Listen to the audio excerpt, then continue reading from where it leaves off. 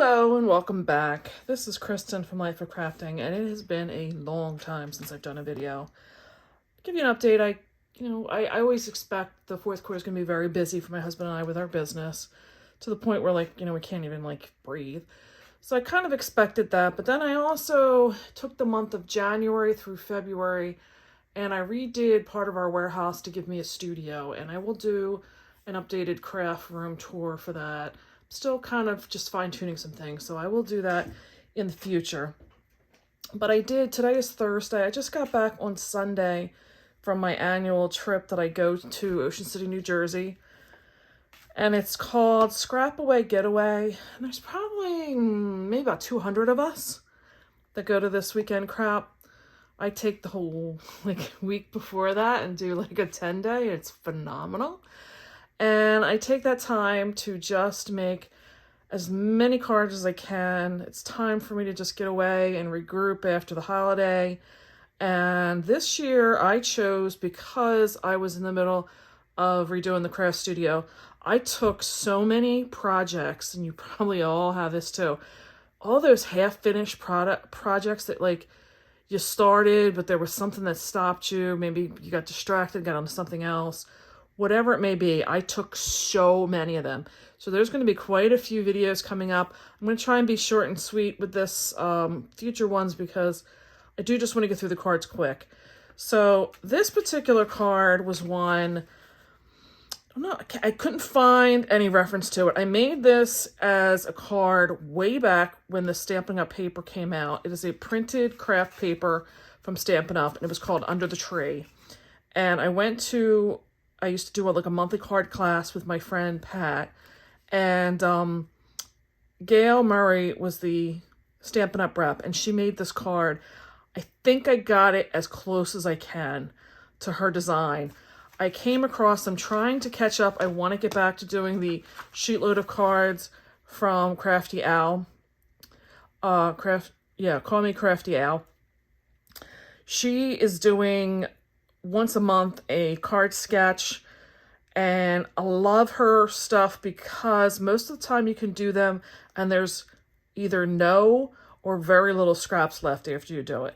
So she did this one. It was a July of 2022 card sketch. You can find her on YouTube. She'll give you the whole supply list and all the cuts and everything else on there. I recommend that you go over. Lots of inspiration just on every month card sketch. But she did this one in June of 2022, and it is very close to giving the card fold that is here. And I believe this is called a double card fold. I had a really hard time trying to track down the dimensions of this, because the way I did this gave you I don't even know that I had any scraps left. So what I did with this is cut the bottom panel on a 4-inch. Her sketch is, I think, a little bit different, but I cut this 4, and it's cut by 9-inch.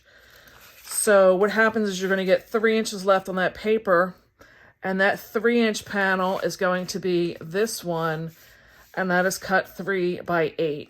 So if you cut that piece of paper, that 12 by 12, I should have gotten prepared for this. If you can cut the 12 by 12 correctly, you can get yourself with one that will be 3-inch by 8-inch here.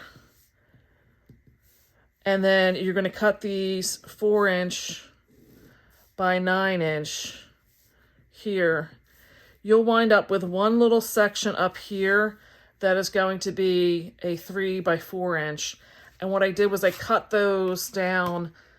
This is going to give you the 4-inch, and I cut them in 1-inch strips here, or actually 3/4 inch, sorry. 3/4 inch, and that gave me that. But what you can do, and I had the notes somewhere, so I believe what you can do is that is how I'm cutting one sheet of 12 by 12. What I did was I took another sheet and I cut them. This isn't going to come out right. I did them 3-inch by 8 inch, and that'll give me one 4 inch by 9 inch section here. It's still going to give you that same 3 inch by 4 inch strip that's left. This is the extra here. This will be an extra here. Either way, you're going to have extra. This is the only scrap you'll wind up getting because you're going to get 4 of these out of a sheet. And when you do this, I believe you have to cut 2 of these base sheets to 1 of the inside sheet. And like I said, that is only going to give you some very small pieces in here. And you know what? A lot of times you can use those as a, you know, on the card front. So to me, that's not really a scrap because just keep it aside. You can use it for something in the future. The particular thing I like about this was so quick to do. I made 100 of these. I forget. I think it was like 3 packs of paper maybe. And this was a particularly great pack of paper from Stampin' Up because there was 2 styles, 4 of the green, 2 styles with 4 of the red, and 2 styles with the brown. So every one of them had a reverse that was the craft paper. If I didn't mention, this is a print on craft paper. So it gives you the nice breakdown. I just mixed and matched until I could get this. The only problem I had was one of them does have like a tree design, and the trees somehow went sideways on some of them. But by the time you add stuff, I don't feel like it was really that needed to be, it wasn't that visible. Like you didn't really noticeable is what I was trying to say. So I just left the inside blank. You could stamp this if you want. I just felt that it was such a small area that you'd really have to be short and sweet to the sentiment you would put inside.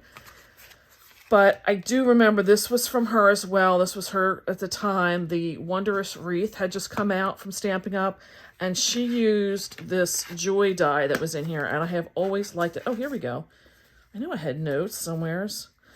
Yeah, I needed 3 sheets of the base to every 2 sheets of the inside is how it went. So it was a 3-to-2 ratio. And because I had so many packs, it wound up giving me what I needed with no scraps. If you're doing this, as you can see, that's 5. You're going to wind up wanting to take those last 2 sheets and make a decision as to how you want to break down, because you're not going to have enough if you have 1 pack of paper. If you have an odd amount of papers that you want to use up, by all means, you can do this with the card bases being a solid color versus this printed paper. This really only was necessary if you're looking to use printed paper for both of them. I did because of how this paper pack was. But having said that, you know, this is my mock-up. I was trying to really get myself, you know, so I didn't have a lot of scraps. So as you can see, there was a lot of note-taking to get this down correctly. I hope that gets to be understood. Oh, and then what you wind up doing is you're scoring, this is the 3-inch by 8-inch, and you're scoring it at 4-inch. So you're getting this exactly in half. This particular one is the 4-inch by 9-inch going this way. You're going to give this part as your 5 1/4 right here. This is going to be 2 3/4 inch. And then this other one is just getting added on. This is the one that was 3/4 of an inch. I did this, I don't remember if it was in Gail's, but it was a nice contrast to give in there for that fold over. The Joy, like I said, came from, there was 2 sentiment dies in here, one that was Joy and one that was Noel. And the Joy just really fits this panel really well. And I was able to get 2 of a Joy out of a sheet of 3x4 by the way I turned them sideways. You have to really use some washi tape and work at getting them in there just right. But you can get 2 out of a 3x4. And then there were some extra areas that I could just punch out some small stars, and I felt like, why waste them? And I just threw them on there as well. So this is my sheet load of cards for June of 2022. And like I said, it's a quick card. Most of my cards I do tend to take time because of either inking or just multiple die cuttings. This was great. I had one die cut. I had three pages to cut. It was fast. It was easy. Like I said, I could have blew out probably 100 of these in 4 or 5 hours. Unfortunately for me, in the interim, I lost the joy die and all kinds of just crap. But anyway, I hope you liked this. If you do, I have plenty more coming. I would love it if you would give some thumbs up. If you're getting some inspiration out of this, it tells me that you're enjoying the series. And I'll catch you on the next one. See ya.